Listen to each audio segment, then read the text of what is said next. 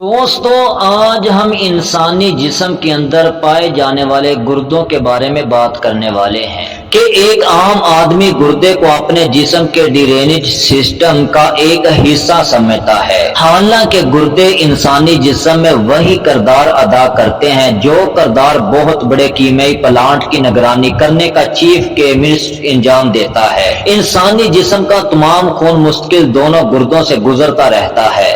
گردے خون کو صاف کر کے اس میں موجود تمام زہریلے مادوں کو الگ کرتے ہیں اور انہیں پیشاب کے ذریعے باہر نکال دیتے ہیں۔ اگر خون میں پانی کی مقدار بڑھ جائے تو سرخ خلیوں کی کارکردگی ختم ہو جائے گی، اور پانی کی مقدار کم ہو جائے تو یہ خلیے فوراً ہی خشک اور بے جان ہو جاتے ہیں۔ گردے آب رسانی کے اس انتہائی اہم اور حساس نظام کی مانیٹرنگ اور کنٹرول کے ذمہ دار ہوتے ہیں۔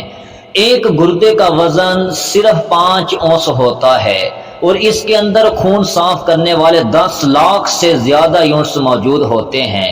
یہ باریک اور نازک نسیں ہوتی ہیں۔ اگر ایک گردے کے ان تمام نسوں کو سیدھا کر کے ایک لائن میں رکھا جائے تو ان کی لمبائی 70 میل سے زیادہ ہوگی۔ دونوں گردے مل کر ہر ایک گھنٹے میں جسم کے تمام خون کو 2 مرتبہ مکمل طریقے پر صاف کر چکے ہوتے ہیں۔ یعنی ہمارا خون تطہیر خون کے اس 10 اونس وزنی پلانٹ سے ایک دن میں 48 مرتبہ گزرتا ہے، اور خون کی صفائی کے دوران خون کے سرخ خلیے، حیاتین، وٹامنز، امینو ایسڈ، گلوکوز اور ہارمونز وغیرہ ایک پر اسرار اور نازک نظام سے گزر کر دوبارہ دوران خون میں شامل ہو جاتے ہیں، لیکن ان کی تعداد بھی اگر جسم کی ضروریات سے زیادہ ہو تو گردے انہیں پیشاب کے ذریعے باہر نکال دیتے ہیں۔ یہ گردے انسانی جسم کو صحت مند رکھنے کے لیے بہت اہم کردار ادا کرتے ہیں۔